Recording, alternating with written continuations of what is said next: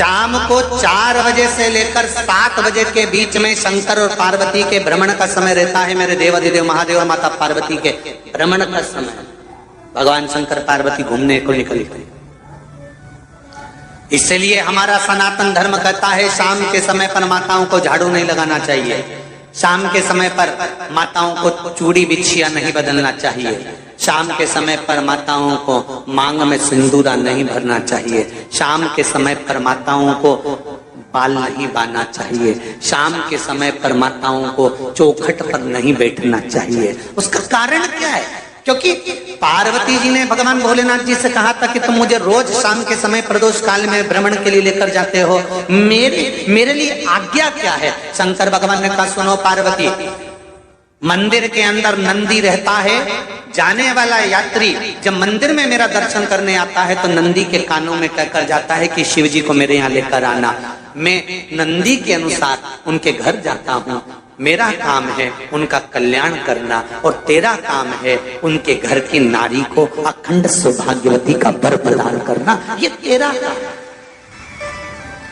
तब पार्वती माता ने कहा अखंड सौभाग्यवती होने का वर मैं तो दे दूंगी, पर उस समय पर माताएं चूड़ी बदल रही होगी, हाथ से चूड़ी निकाल रही होगी तो मैं वर कैसे दे सकती हूँ? मांग भर रही होगी तो मैं वर कैसे दे सकती हूँ? उस समय पर चूड़ी बिछिया बदला जा रहा होगा तो मैं वर कैसे दे सकती हूँ? उस समय पर झाड़ू लग रही होगी तो मैं लक्ष्मी को वहां कैसे भेज सकती हूँ? आप बताओ। तो शंकर भगवान ने कहा प्रदोष का समय एक ऐसा समय होता है, शाम का समय ऐसा होता है जिस समय पर केवल शंकर और पार्वती की आराधना का समय होता है।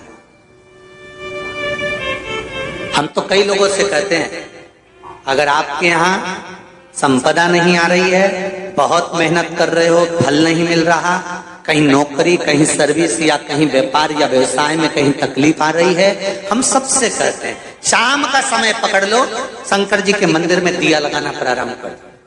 शिव मंदिर में अगर दिया नहीं लगा रहे हो तो बेलपत्री के पेड़ के नीचे दिया लगा। बेलपत्री और शंकर जी के मंदिर में दिया नहीं लगा रहा तो शंकर जी के मंदिर के बाहर चौखट पर दिया लगा।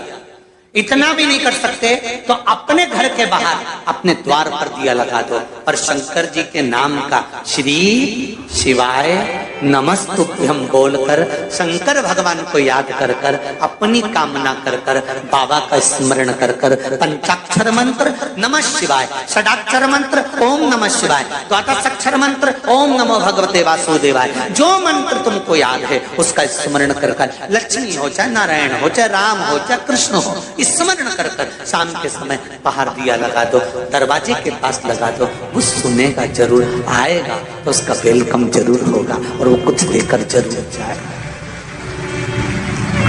नियम तो बनाओ, उसकी चौखट पर जाकर कहना प्रारंभ।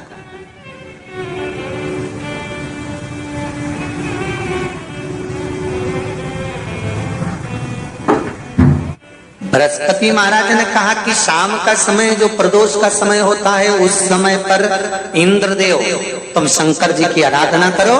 शिव आराधना से शंकर जी जो मार्ग प्रशस्त करेंगे, शिव आराधना से जो शंकर जी कहेंगे वो तुम करना, ठीक है? आराधना करी बाबा भोलेनाथ जी।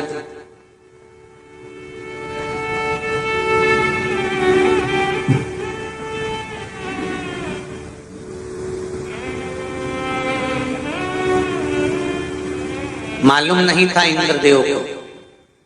बृहस्पति महाराज ने प्रदोष की महत्वता समझाई तो प्रदोष का समय जानकर शंकर जी पर 7 बेलपत्र प्रदोष के दिन इंद्र ने समर्पित कर दी बिना सोचे। कितनी बेलपत्र? 7। प्रदोष का व्रत करो चाहे ना करो, मंदिर में चढ़ी हुई बेलपत्र को उठा लो,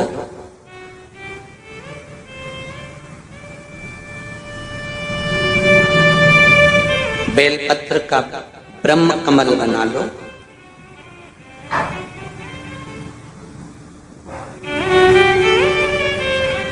ब्रह्म कमल का मतलब होता है डंडी बीच में रहे, आसपास पत्तियां रहे। 7 पत्ती का ब्रह्म कमल बनाकर, जैसे ये पत्तियां हैं एक जैसी रखी हुई हैं तो इसको फैला लिया 7 पत्ती को, आपस में फैलाकर ब्रह्म कमल बनाए। प्रदोष का व्रत करें ना करें, जरूरी नहीं है कि वृक्ष से ही पत्ती लेकर आओगे तो ही शंकर जी को चढ़ाओगे। शिव जी पे से चढ़ी हुई उठाकर धोकर ब्रह्म कमल बनाकर बाबा से विनय कर कर, हे प्रभु आज मैं इस काम के लिए जा रहा हूं, बाबा मेरा यह कार्य है, बोलकर श्री शिवाय नमस्तुभ्यम बोलकर शिवलिंग पर समर्पित कर दो। दिन भर के प्रदोष व्रत का फल बाबा एक बेलपत्री समर्पित करने पर ही प्रदान कर देता है। शिव प्रदोष व्रत कर रहे हो उससे बढ़कर कोई प्रसन्नता नहीं, पर नहीं कर रहे तो प्रदोष के दिन या 12 महीने शिवरात्रि आती है। श्री शिवाय नमस्तुभ्यम। हर हर महादेव। दोस्तों, प्रदीप मिश्रा जी ने इस कथा में हमें बताया कि प्रदोष काल में एक दिया शाम को अपनी चौखट पे या तो बेलपत्र के नीचे या फिर शिव जी के मंदिर के बाहर भी हम जला सकते हैं, जिससे हमारे घर में धन, सुख, समृद्धि और वैभव आता है। अगर आपको मेरा ये वीडियो अच्छा लगे तो मेरे चैनल को सब्सक्राइब कीजिए। धन्यवाद।